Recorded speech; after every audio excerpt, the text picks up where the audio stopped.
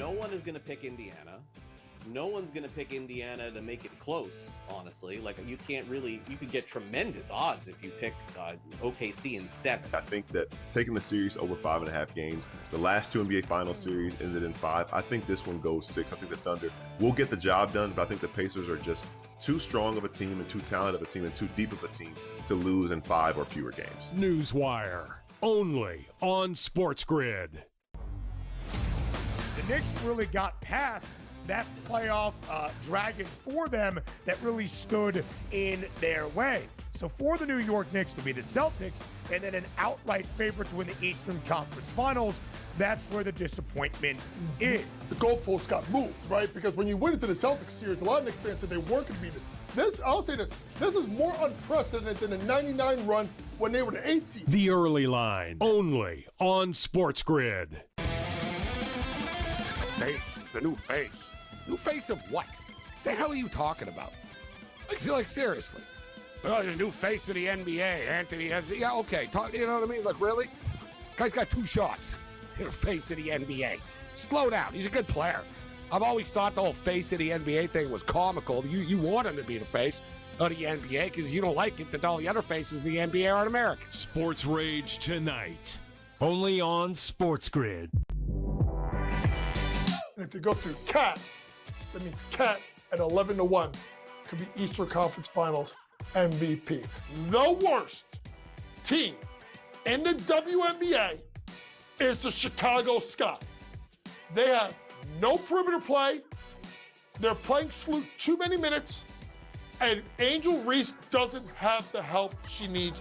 Betting above the rim, only on SportsGrid.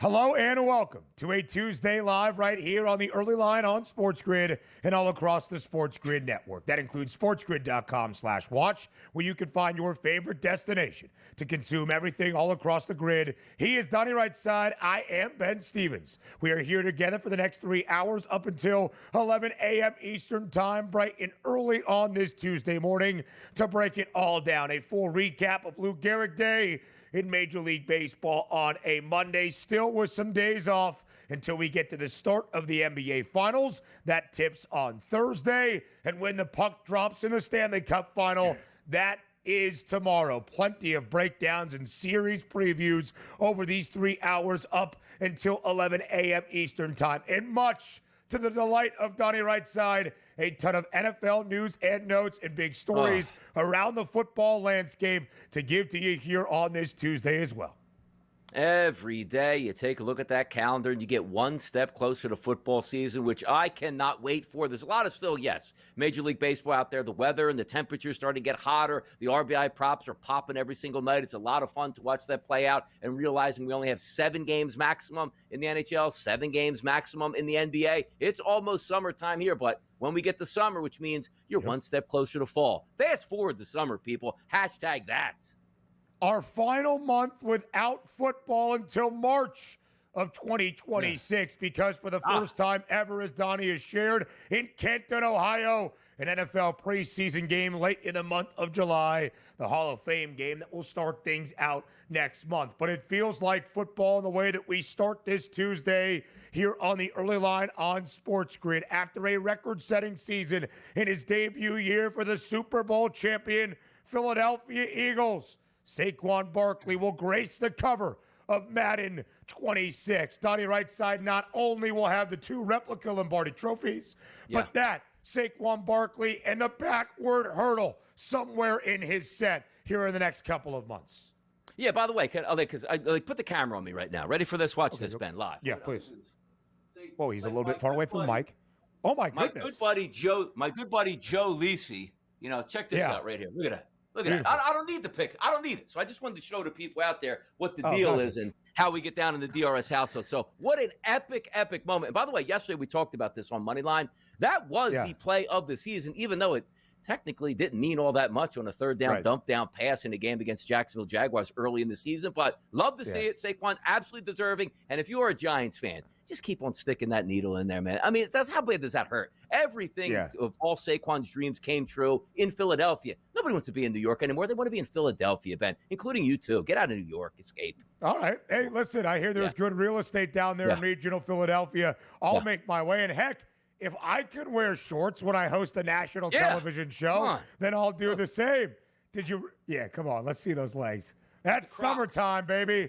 Crocs, the Crocs baby. And the shorts. Summertime in the Business DRS household. Hello. Come on. It's like a mullet for hosting a national TV and radio show. Business up front, party down low. That's the story of Donnie Rightside through and through. Are you worried at all about a Madden curse for Saquon and the Birds in 2025? Look, and again, I don't say this to be like, he's talking nonsense now. The Eagles have fulfilled every single dream I could ever have in my entire life. So I will say this. If the Eagles never won another football game for as long as I live, I would be okay with that. I would be okay. The Eagles have fulfilled every dream and memory in my life, and I'm fine with it. Talk to me come September, my friend, but I appreciate the positivity at this moment. Big news around the National Football League as well for the Detroit Lions. Their all-pro center, Frank Ragnow, after only 7 years in the National Football League and at the age of 29, announced his retirement yesterday. DRS, too many injuries and pain for him to continue his football playing days. You'll feel for Ragnow and a big hole in the middle of that stout offensive line for Detroit now to fill. Yeah, I'm telling you, what news came out yesterday? Amazing. That is the quarterback of your offensive line and not just a random center. One of the best centers in football at 29 years old, which means he wasn't ready to retire at the end of the season where Detroit could have made some moves and maybe traded for a veteran center or draft a little bit higher center if they needed one. That was shocking news because he's one of the best on top of his game, but respect the guy too. Glad these guys are making a lot of money now. Where at 29, you can make that decision. Like it's detrimental to my health if I continue to play and recognizing that situation. Because the last thing he wants to do is leave his team high and dry. There is boys in that locker room. You don't think he wants to go to war with those guys? And the fact that he has the mental clarity to be like, you know what? I just can't give you my all here. I'm hanging it up. You got to have a lot of respect for that. You do.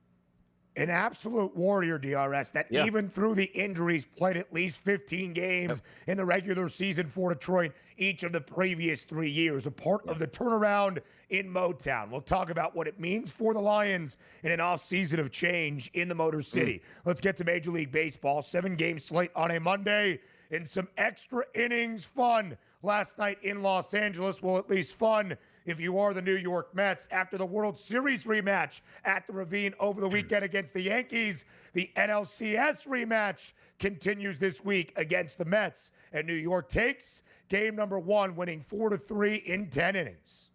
Yeah, Mets playing good baseball, and also the Dodgers not capitalizing on what they had yesterday, which means 2 of 11 with runners in scoring position. And how about Paul Blackburn just coming out of nowhere? 5 innings pitched, 3 hits, no earned runs in Chavez Ravine against the Dodgers. That's a great performance. They end up winning that in extra innings. Francisco Lindor hit a leadoff home run on the second pitch of the game. The Mets had a 2-0 lead into the 7th. Shohei Ohtani a single shot to cut into the deficit and a sac fly RBI in the home half of the 9th to force extras. The Dodgers unable to prevail as the Mets scored 2 in the 10th.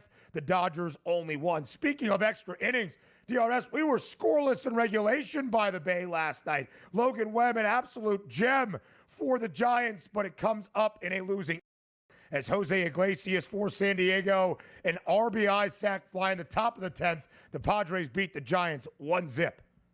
Yeah, look at Webb on the mound. 8 innings pitched, 6 hits, no earned runs, no walks yesterday, and they lose the baseball game on a Kolek start. Has been struggling the past couple starts. Not last night, 5 2/3 innings, no earned runs given up, 1-0 here. That's what you anticipate sometimes when you take a look at those games at home in San Francisco. A lot of love around the National League with the hottest team in the NL in all of MLB. That remains the Milwaukee Brewers. They win 3-2 yesterday in Cincinnati. The Brew Crew, DRS, has now won 8 straight. Yeah, looking good, too. And by the way, yesterday I had a couple RBI props. One of those in that game was Ellie De La Cruz, cashed that one in early, but also passed up on Yelich. He went 1 for 4, but that one hit was a home run. Should have bet that one as well. Bottom of the third DRS for Christian Yelich. That solo shot. That was the game-winning run. All 5 runs total in the game scored in the opening 3 frames. And let's give it up, because now everybody in Major League Baseball has won double-digit games. The Colorado Rockies, as a hefty underdog in Miami, pick up win number 10 of the season, 6-4 over the Fish. Had 4 RBI props in this game, picked up 2 of those. And how about this? You know, if the Fish lose this game, 3 of 16 with runners in scoring position. A second straight day not able to cash in. Anytime you lose to Colorado is a bad one. But I talked about Meyer yesterday. Last 6 starts, 5 bad starts. 5 innings pitched, 10 hits, 5 runs given up, 4 of those earned. Not good enough there. Big win for the Rockies. Maybe they're only winning the Women's College World. Oh, yeah. Oh, we'll talk more about it. The Women's College World Series championship set is now determined. Texas Tech into the WCSWS for the first time ever in playing in the finals. They will take on Texas. The Red Raiders ending the dynastic run of Oklahoma. And how about Miami into the Super Regionals in college baseball? More on the early line next.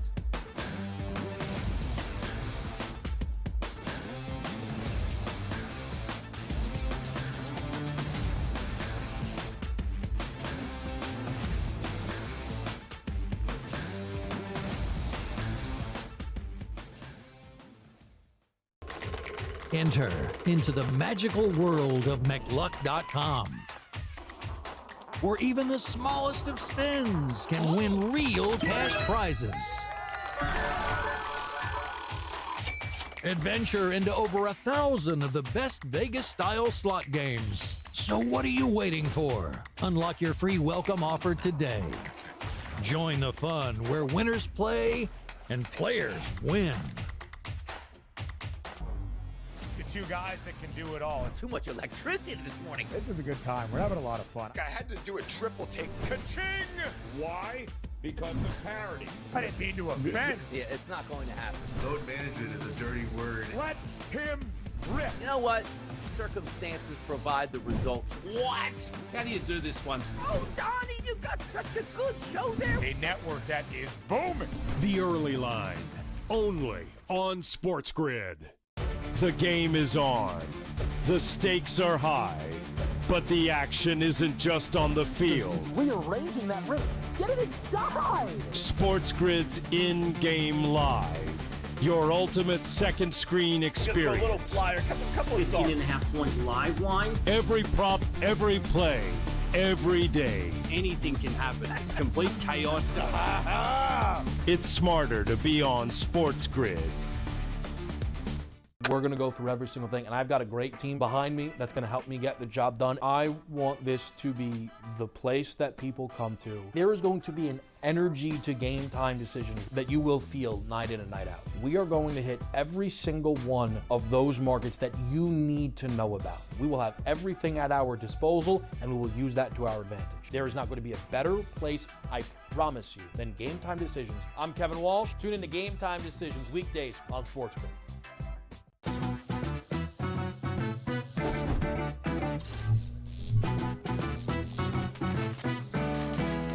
Did you know sportsbooks tend to draw up tighter bet lines for events that get even more bettors, like championship games or major matchups? My tip, try betting on less popular sports. You might have a better shot at beating those odds.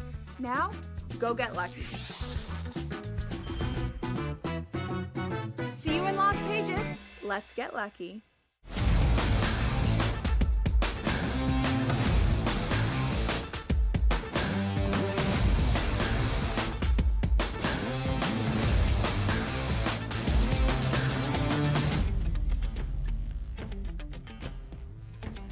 We welcome you back to this Tuesday morning, live right here on the Early Line on SportsGrid. A 7-game slate around Major League Baseball on a Monday to start off a new week. Officially Lou Gehrig Day in MLB with 7 games dotting the docket, including DRS for a second consecutive series in downtown Los Angeles.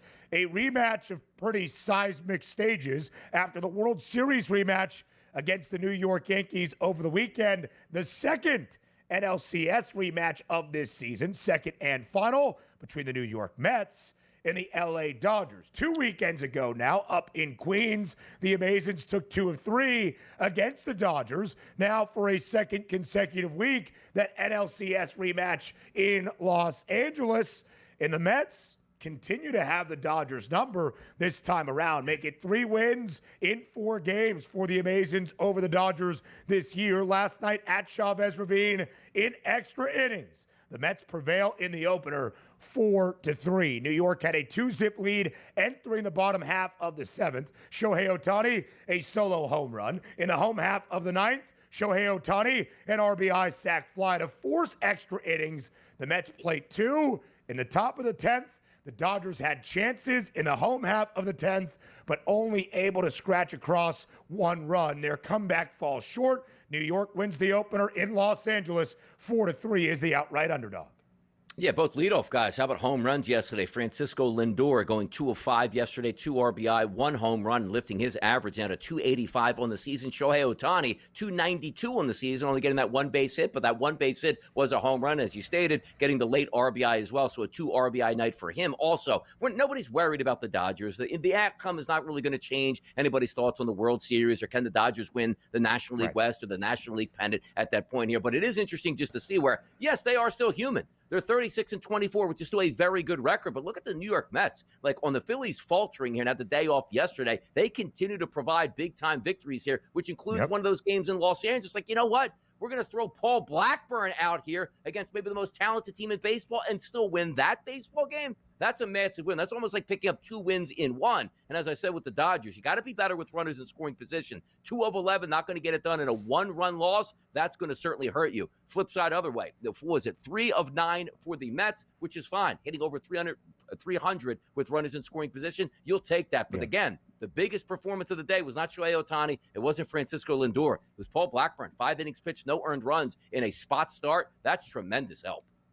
The New York Mets, DRS, in early May had the best record in the National League and then hit a little bit of a stall until they got to that first NLCS rematch against the Dodgers. They won the weekend. They took 2 of 3. That has now started, including last night's victory in Los Angeles. 8 wins in the last 9 games for the Amazons. So as you mentioned, 38-22 for New York, the best record in the National League, a half game in front of the Cubbies, a game and a half now in front of the Phillies for that top spot in the NL East. Are the Dodgers bad? Absolutely not. They are 36-24 this year. Are they falling short of what was a sky-high and potentially record-setting pace that we had set the expectations on LA entering 2025? Yeah. They're still the favorites right now at -160 DRS to have the best record this MLB season. But the Dodgers at 36-24, far off the pace. That's the Detroit Tigers, as we'll talk about in just a matter of moments. And the Dodgers entered this year with an incredibly lofty win total of 105.5. That updated number now for Los Angeles, 102 and a hook. Yeah, and it is. Look, L.A. is always going to be there at this point. We understand that is going to be the placement here. The New York Metropolitans, they'll be right in it too. You take a look at the Philadelphia Phillies and the Atlanta Braves, but we have a long way to go. 4 months in the regular season left to go here. The cream is going to rise to the top here, Ben. No doubt about it. A lot of time left for these teams. We're talking 36-24, 38-22. That's 60 games for both New York and Los Angeles. We still have more than 100 to end out the long Major League Baseball season. A California contest last night in San Francisco between NOS foes, the Giants and the Padres, both playing pretty good baseball this year. And San Diego comes away with a win in the opening game of this midweek set. 1-0 in extras, DRS. We were scoreless in regulation. Stephen Kolek for San Diego, great. Logan Webb, 8 innings of shutout baseball. The ace for San Francisco. But in the 10th inning, Jose Iglesias, an RBI sac fly for the Padres. That was the game winner. San Diego takes the opener as a pretty hefty underdog on the road. 1-0. Total of 7.5, of course, stays well under. Yeah, what a tough loss for San Francisco at home. You take a look, as you said, Logan Webb was sensational yesterday. 8 innings pitched, no walks yesterday, no earned runs, and 7 strikeouts. But then you take a look at the batters for the San Francisco Giants. It's not for lack of trying.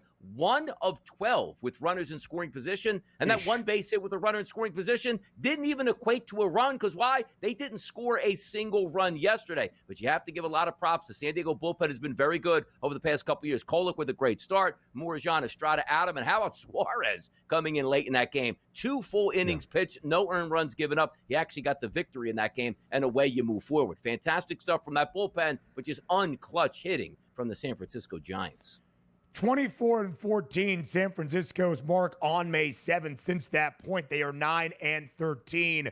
A little bit of lackluster baseball. The Padres, a similar story after a very, very hot start to the season. Both teams well above 500. If the season ended today, both would be flirting with a playoff spot, but in a very competitive National League DRS for both San Diego and San Francisco. By the way, the Giants, 15 consecutive games without scoring more than 4 runs. They were blanked in 10 innings yesterday. Donnie, you look around the NL right now. The Brew Crew, the hottest team in the bigs. They've won 8 straight. The St. Louis Cardinals, a wildly surprising team. Both the Mets and the Phillies, well above 500 in the NL East. Giants, Padres, Dodgers, all playing good baseball. The National League is stacked. Here are the odds to win the pennant at this moment. The Dodgers still a short favorite at plus 140. And they should be at this point. And I told you, the Mets and the Phillies will bounce back and forth all summer long. One team in first place, the other team in first place, one team getting hot, one team cooling off a little bit. That's the expectations. Then on the periphery there, it will be the Chicago Cubs and maybe the Atlanta Braves if they can creep back in. But those Giants, you're right. The bats just haven't been as hot. Jung-Hoo Lee was one of my favorite batters in Major League Baseball. Where you been, baby? Where you been? More news around Major League Baseball next.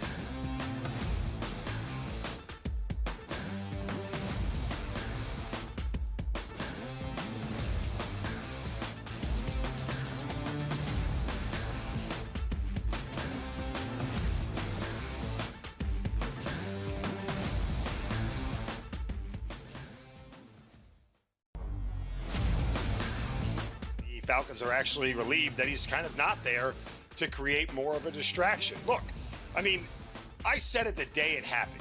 It was one of the stupider decisions I've ever seen by a professional NFL franchise to sign a quarterback to a $180 million contract and then draft his replacement exactly 5 weeks later. This was a terrible organizational decision by the Falcons. Now, they're going to spin this, and this is what's annoying about the Falcons and their PR staff. They're going to spin this as if this is the plan we had all along. This is the plan that when, Kirk Cousins either got hurt or didn't play well or got too old, we were going to have Penix come in. And guess what? The new plan is now we're going to keep Kirk Cousins as a backup. So if Michael Penix gets hurt, we told you so. We were right for keeping him on the roster. We were smart for keeping him here. No, this whole thing has been an abject disaster. The Early Line, only on SportsGrid. The game is on. The stakes are high, but the action isn't just on the field. He's rearranging that roof. Get it inside! SportsGrid's in-game live. Your ultimate second screen experience. A little flyer, couple 15.5-point live line. Every prop, every play, every day. Anything can happen. That's complete chaos. It's smarter to be on SportsGrid.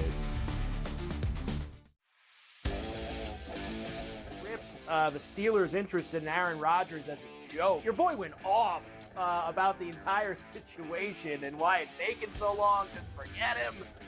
Terry Bradshaw getting involved. Yeah, and saying basically, what are you bringing him in for 1 year? All of this drama for 1 year at this guy, where he is now in his career is he's washed. Pharrell Coast to Coast, only on SportsGrid.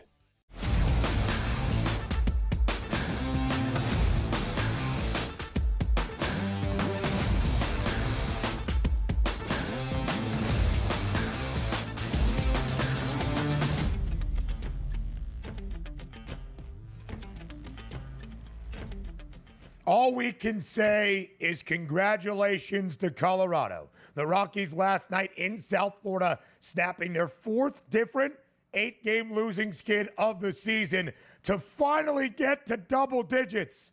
That's 10 wins this year for the Rockies as they beat Miami in Miami 6-4. DRS, the Marlins yesterday entered this game as a minus 198 money line favorite. It was just the 8th time this year the Fish were even favored to win a game. 23-34, the mark for Miami entering last night's matchup. Now make it 23-35. And how about Colorado? Make it 10-50. The Rockies snap the 8-game slide. They pick up a big road win in South Florida. Yeah, and also you had a couple home runs there from Goodman. Yet we're in the middle of that lineup, a guy that looks like he could be able to produce. But also understand this. Like, look at the Marlins. They scored 4 times in the first 2 innings, then didn't score again against that horrible bullpen of the Colorado Rockies. That says a lot. And also says a lot about the Rockies getting down 4-1 right off the bat on the road against the Marlins team. It's like, we lose every game. They fought back and won that. And also Max Meyer and a -200 favorite yesterday for a pitcher that wasn't pitching all that well was kind of crazy. But yesterday, we clipped it, sent it out on social media and tweets. We really like the over in this game. It was over 8, got the 10 runs, easily secured that. But also, when you look at the Marlins, like, you do have to win that game, but also 3 of 16. Like, you had 16 runners in scoring position, and you lost that game against the Rockies. Like, you should be 10 for 16 with runners in scoring position against that pitching staff. Didn't work out. All you can ask for sometimes are opportunities, but also, who bet the Marlins at like -200 yesterday? Tough scene. Not that I believe anybody should be an underdog against Colorado or even close to a pick'em favorite, especially on their own home diamond.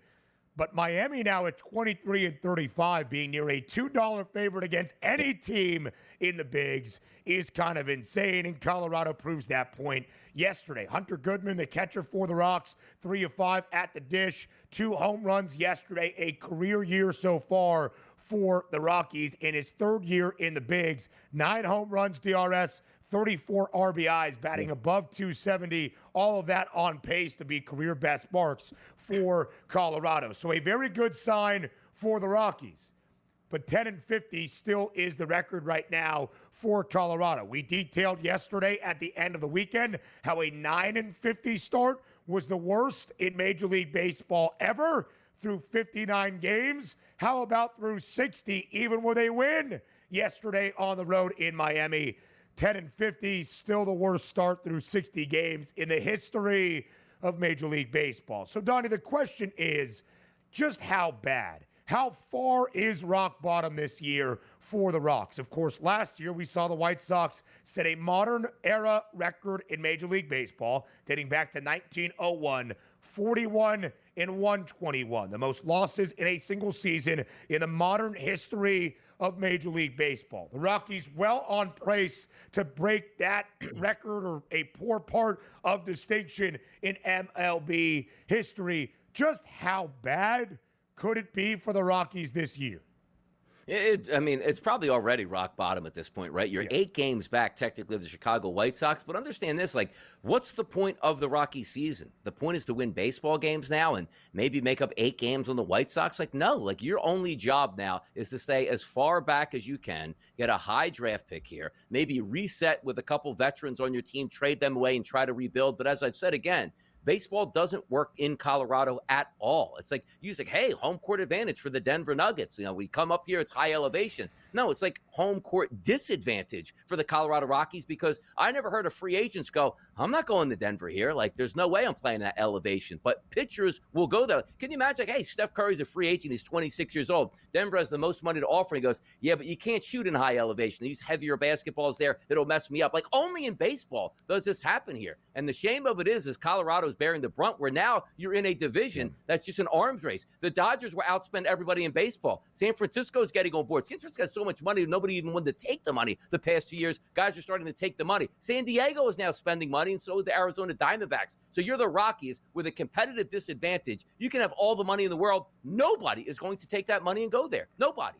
10-50 right now. The Rockies 26 games back of the LA Dodgers for that top spot within the NL West. DRS, there are 29 MLB team win totals updated right now live on the FanDuel Sportsbook. The one that is notably absent, that would be the Rockies. Of course, they would be a very hefty favorite to have the worst record this year in Major League Baseball. I would think an updated over-under for wins, 37.5, 38 and a hook.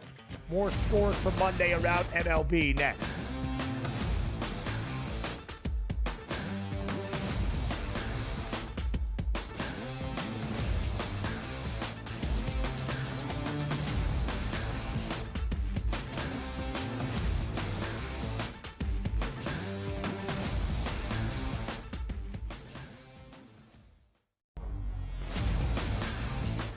Falcons are actually relieved that he's kind of not there to create more of a distraction. Look, I mean, I said it the day it happened.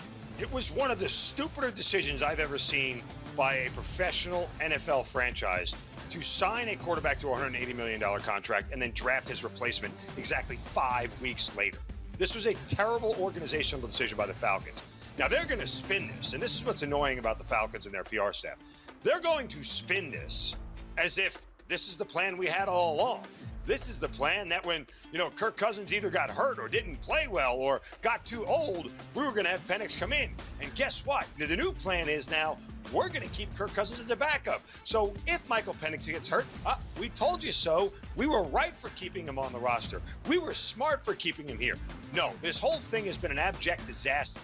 The Early Line, only on SportsGrid. The game is on.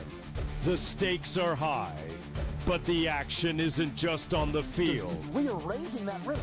Get it inside! SportsGrid's in-game live. Your ultimate second screen experience. A little flyer, couple 15.5-point live line. Every prop, every play, every day. Anything can happen. It's complete chaos. It's smarter to be on SportsGrid. The Steelers' interest in Aaron Rodgers as a joke. Your boy went off about the entire situation and why it taken so long to forget him. Terry Bradshaw getting involved. Yeah, and saying basically, what are you bringing him in for 1 year? All of this drama for 1 year at this guy, where he is now in his career is he's washed. Pharrell Coast to Coast, only on SportsGrid.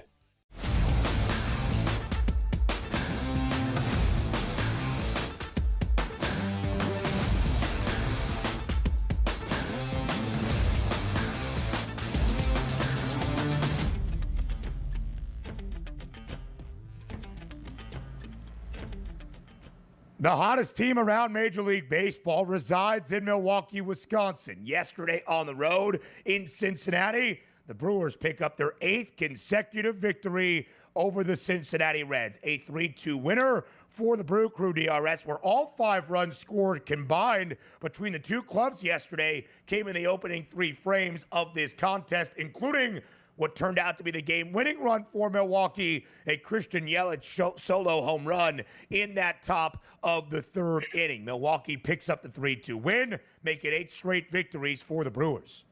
Yeah, playing good baseball here. Not a great lineup from top to bottom. The best in that lineup is Christian Yelich, who did a home run yesterday, but you are getting some pieces that are rising to the occasion, particularly in their starting pitching staff, and you got another good one yesterday. Savali's not a great pitcher, but he doesn't have a lot. Came in, I think, like 12 or 12 and a third innings pitched in the season. Not good. 5 and a third innings yesterday. Did give up 7 hits and 2 earned runs, but you'll take that. Any pitcher 5 and a third innings pitched here and only giving up 2 runs, put yourself in the ball game to win it, which is exactly what the Milwaukee Brewers did yesterday. Singer's not a great pitcher either. 5 innings pitched, 3 earned runs. So the bullpens were pretty sturdy here to close out that game, and Milwaukee comes away with a victory again. Only 5 games above 500, but certainly not playing like that. They're playing a much better clip.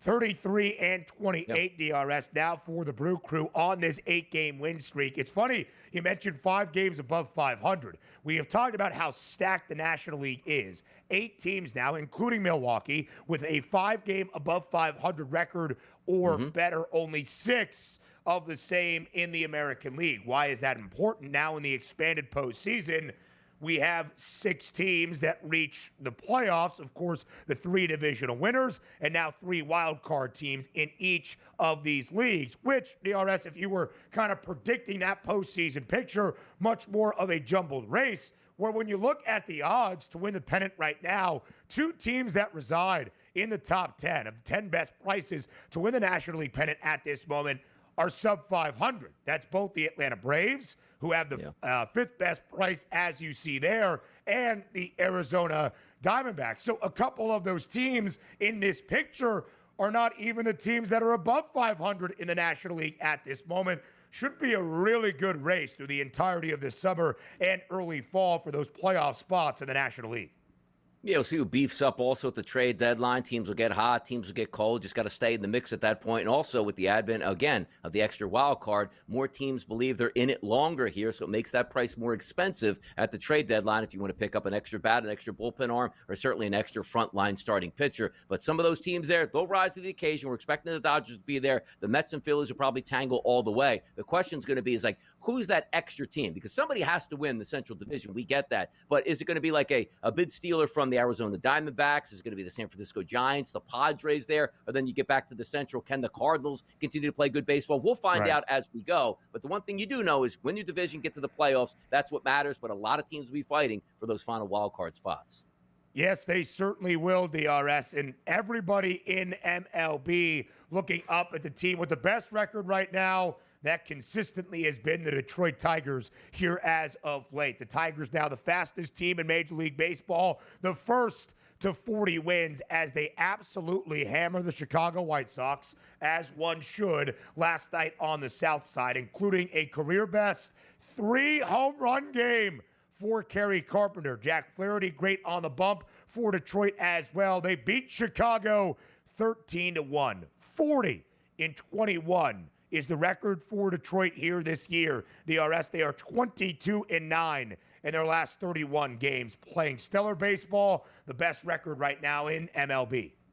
Yeah, pretty impressive, man. Easy victory. That's what you're supposed to do. Beat down bad baseball teams in their own building. Warmer temperatures in Chicago yesterday, and Detroit certainly took advantage of that, which, as you said, Kerry Carpenter, one of my favorite batters in Major League Baseball, 3 bombs, 5 RBI yesterday, and a lot of hits on that roster to go with it as they got 16 total hits for those 13 runs. And also you take a look at Flaherty on the mound. Sometimes in a blowout, it's like, just lose a little focus, just throw some strikes here, keep the game going. He was really good. 6 innings pitched, only 1 earned run given up. Cannon got blown away with 5 earned runs. And then you take a look at Bryce Wilson, who got brought in just to try to calm it down in long relief. He didn't do anything. 12 hits given up for him and 8 earned runs. Bad pitching staff, bad baseball team. You get beat badly yesterday. Again, we have talked about how historically awful the Colorado Rockies are, outpacing the White Sox as the worst team in the modern era of Major League Baseball a season ago. Chicago's not doing much better this year. They're 18-42. That's a win percentage of 30 for Chicago this season. How about Mike Trout? Back for the first time in about a month for the LA Angels off the IL. DRS, 4 games since he returned on May 30th. A base knock at least in all 4 games. He is 8 of 14 at the dish. He's got 5 total RBIs, including a ribby and 3 consecutive for the Halos. And last night, 3 of 4 for Los Angeles, including a 454-foot home run for the Halos as they beat the Red Sox in Fenway 7-6 the final. Yeah, Red Sox certainly not helping their cause, losing games to the Angels, but also Mike Trout. If you are the organization of the Angels, Mike Trout is back. He is healthy. He's hitting the baseball. Put him in bubble wrap. Put him up for sale. Move that contract. Get a prospect or 2 back, because you know how this ends. In 1 month, we'll be like, ooh, Trout left the game and knee injury flared up just a little bit. Only never to see him again in 2025. You've been through this before. Make the appropriate response here. Put him in bubble wrap and get rid of him now. A 3-run home run for Mike Trout at the top of the first. The Angels scored 6 in the opening frame of the game. Joe Adell yesterday for LA, 2 home runs as well. Sounds like a man from regional Philadelphia wants another guy with Philly ties, or at least South Jersey ties, in Mike Trout to make his way to Philly. Is Donnie Rightside hearing sources of Craig Mish that Mike Trout might be on the move to the Phils? I mean, look, Marsh came from the Angels. Give Marsh back straight up for Mike Trout and have the Angels pay 80% of the contract, and away we go. Trout's a Philadelphia Philly. Good deal. Who says no? Maybe everybody. Exactly. Well, not the Phillies. That's for sure in MLB. Tough news for the New York Yankees. Their closer, Luke Weaver, placed on the IL, a 1.05 ERA this year with 8 saves. It's an interesting turn of events for New York, of course, who made the big offseason acquisition to acquire Devin Williams for the Brewers, but he has sucked in his first year in the Bronx. He has battled with fans. The closer job maybe goes back to Devin Williams. The Yankees changed around their entire philosophy around facial hair to allow Devin Williams to have some fun. He's got a 6.23 ERA this season.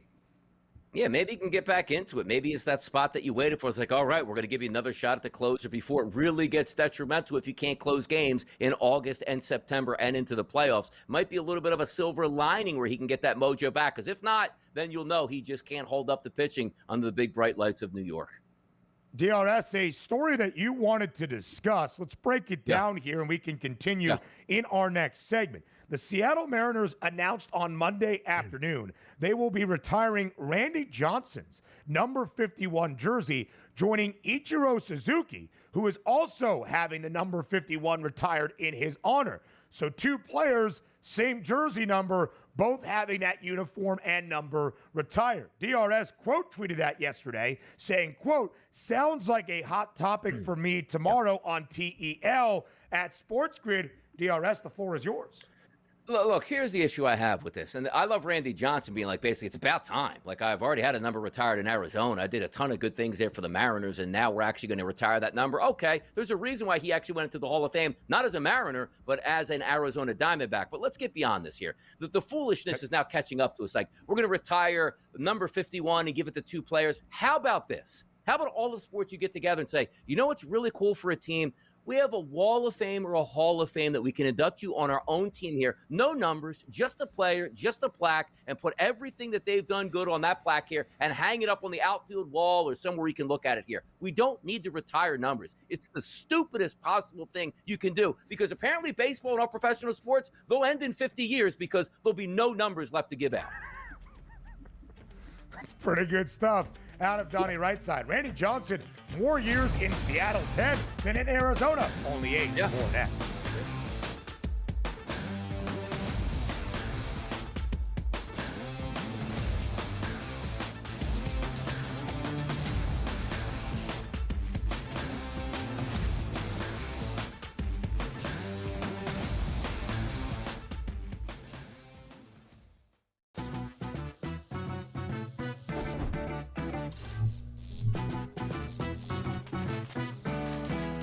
Did you know sportsbooks tend to draw up tighter bet lines for events that get even more bettors, like championship games or major matchups? My tip?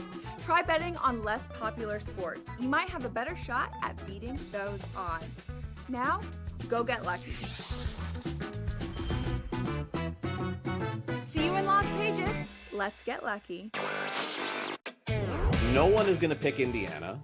No one's going to pick Indiana to make it close, honestly. Like, you can't really, you could get tremendous odds if you pick OKC in 7. I think that taking the series over 5.5 games, the last two NBA Finals series ended in 5. I think this one goes 6. I think the Thunder will get the job done, but I think the Pacers are just too strong of a team and too talented of a team and too deep of a team to lose in 5 or fewer games. Newswire, only on SportsGrid.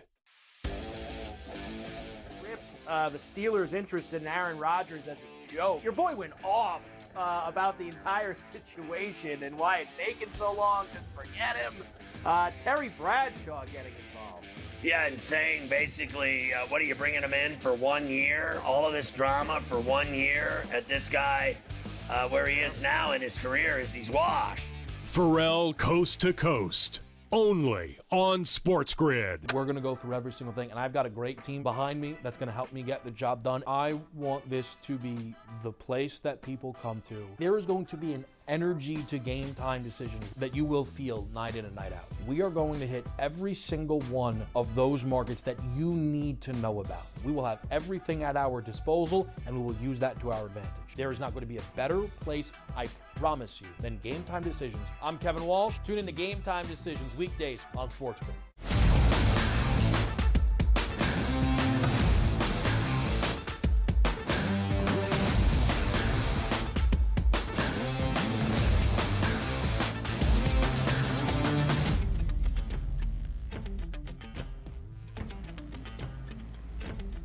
Let's talk some football here in early June on this Tuesday on the early line on SportsGrid. You can see it kind of. No, I don't believe you can. Donnie's head seems to be blocking it. We don't need to have him get up to show off the shorts once again. But Donnie already has the actual image of Saquon Barkley in the backward hurdle from a season ago, which is the exact imagery that will grace the cover of Madden 26, as we learned yesterday. And Donnie, if I do say so myself, to have it in the Kelly Greens, that also an incredibly beautiful sight and a great decision by EA Sports. What was also really cool was that shot was recreated. Saquon Barkley did that in the promo shoot for the cover of Madden 26. After a historic season, 2,005 rushing yards in his debut year with the Eagles, becoming the 9th player in NFL history to rush for more than 2,000 yards in a single season. Saquon continued that on a prolific playoff run that helped guide the Eagles to their second Lombardi trophy in franchise history. In total, regular and postseason for Barkley, DRS, 2,504 yards, moving past Terrell Davis of the Broncos for the most rushing yards in an entire season in NFL history. And the reward, the cover star of Madden 26. And also, put that picture back up of Saquon Barkley, because the focus here isn't necessarily for me on Saquon Barkley. It was a great play. Love that he's on Madden. A lot of respect. We poke fun at Giants fans. But do you see that uniform? Like, look at that uniform. I don't know if there's a better uniform, like, and I know I'm being a little bit biased in sports. Like, we talk about, like, the powder blues of the Chargers, right? It's like, ooh, that's a pretty uniform. The old Miami Dolphins uniforms, which, again, brings me to my next point. The powder blues are not the regular jersey for the Chargers, which makes my head explode. The Miami Dolphins changing their uniform for one of the most iconic, beautiful uniforms in history blows my mind. The Philadelphia Eagles, who were allowed to actually change the color of their green when Jeffrey Lurie bought the team in the mid-1990s, is astoundingly stupid at this point. He's a great owner, maybe the best owner in professional sports history in Philadelphia, but he would have never been allowed to do that in the social media age. I brought this point up many times, like the Giants going to like Carolina blue in the mid-1990s because, you know, Tisch bought into the Mara family, goes, it's a perfect time to change that. It's unbelievable that pristine, absolutely beautiful uniform is not worn every single Sunday afternoon for the Philadelphia Eagles. So how about that? Credit Saquon Barkley. Love the play. Love him on Madden. But when I see that, it sort of upsets me that that jersey gets worn like 2 times a year. You got to be kidding me. Now, though, in the current era, do you think that if it was the regular home uniform, it would lose its luster? Do you think that newer Eagles fans would still appreciate the Kelly Green as much if it was just the regular home uniform for Philadelphia? No, because if you go to the stadium and you go to a football game now, everybody wears Eagles jerseys. What's the predominant jersey they don't even wear every Sunday? It's the Kelly Green. It's been that way for decades at this point. Like, yes, midnight green, oh, that's all we know, and they won 2 Super Bowls in the midnight green. Yeah, I understand that. We also had 60, 70 years of football where your actual color was the fact that it was Kelly Green, and it was a beautiful, beautiful uniform. Don't even get me started on the wood mark that they use now with the Eagles, which changed from the old one. Lurie's done a lot of things that have been fantastic, but for us old school Eagle fans, he's done a lot wrong with the color combinations and whatnot here with the Philadelphia Eagles. But if you deliver the franchise and the fan base 2 Lombardi trophies when they had never had a single one, you get a little bit of slack, I would say. Let's go back to the final photo of that OTA's B-roll for Philadelphia getting ready for a new season. We don't care about Jalen Hurts. We don't care about Saquon Barkley. Who's that young man wearing 19 in the red? Oh, that's Kyle McCord, the all-time ACC leader for passing yards in a single season for the Syracuse Orange. Is he the best quarterback to ever play collegiately at Syracuse? Now to play for the Philadelphia Eagles? Donnie Rightside might say so. I don't know. Don McPherson back in the day, Donovan McNabb back in the day. Now, you know, you got to sway. Yeah, it's McCord. It's by far. Like, there's no other play that can hold up. If McCord goes 1 for 1 in the preseason, we're going to anoint him as the best Syracuse quarterback in the history of the professional franchise that is the Eagles. Of course we will. Now, I love Donovan McNabb. Donnie Rightside has some differing thoughts on that Philadelphia quarterback for his Birds. Let's talk Saquon Barkley moving forward into 2025. The cover star on Madden, and hoping to replicate the historic success he had in his first year in Philadelphia.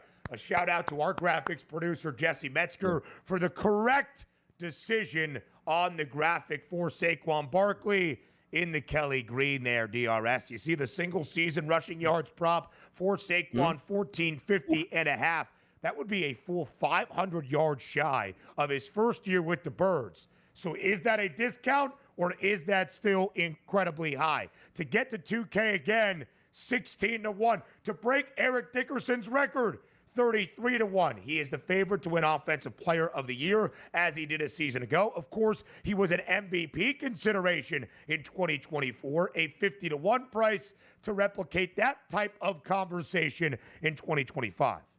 Yeah, you're probably betting no on the MVP, no on the Offensive Player of the Year, 2,106 yards here, probably betting a no on that one. 2K plus rushing yards, probably going to bet a no on that one as well. 1450 is an interesting one because he will still be the focal point of this offense. Healthy last year, good offseason, no nicked up injuries. Now, granted, it's the running back position. You can get concussions, you can hurt your hamstring, you can twist up your knee, you can get injured. We get that. It's the toughest position to actually guarantee I'm going to be there all 16/17 games since he sat out the last game last year. So the 1450 might make a little bit of sense, but all the other ones, if he does hit that again, the Eagles are probably going to win a Super Bowl, which is ludicrous to even think about even more. But at the same time, for me, he will have a really good year. But those numbers, astronomical on all of those to try to repeat. It's just hard.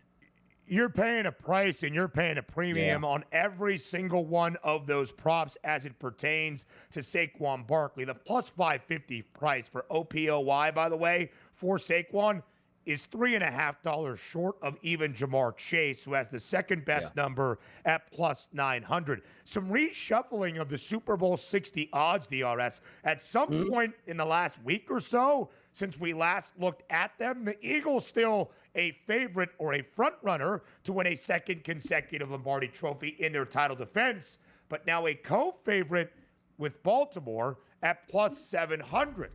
I find that a little bit intriguing. We'll talk big picture for the second team in consideration in the NFC, the Lions, next.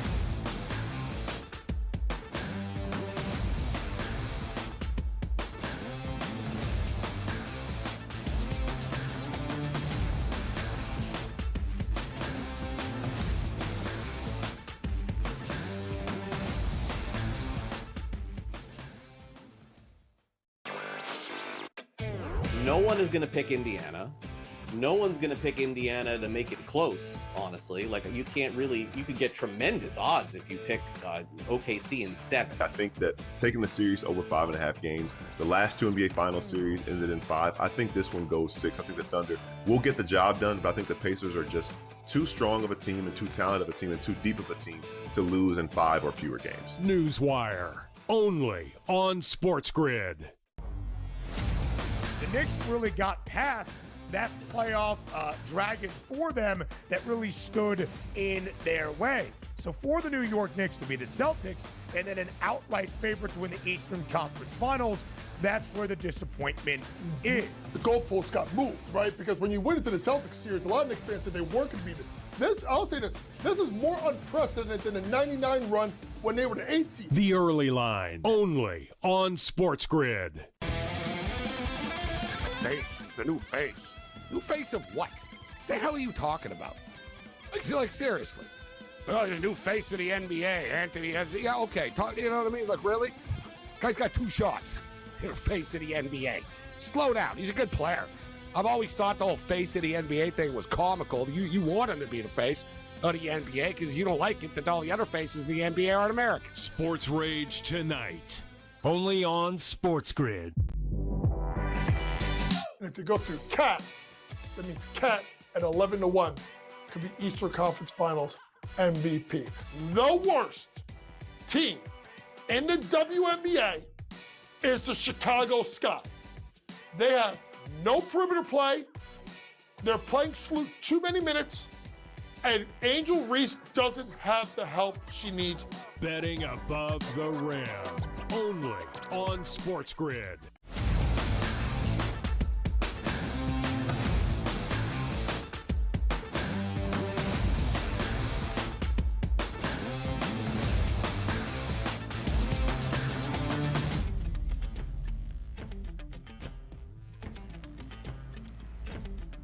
So we're having some fun around news in the National Football League. Saquon Barkley, the cover star of Madden 26. But yesterday, DRS, some very significant and impactful news also hit the NFL wire. In Detroit, Frank Ragnow, the Pro Bowl and All-Pro center of the Detroit Lions, a staple of this Lions team as they started to turn things around in the Motor City, and especially up front, announces his retirement at the age of only 29.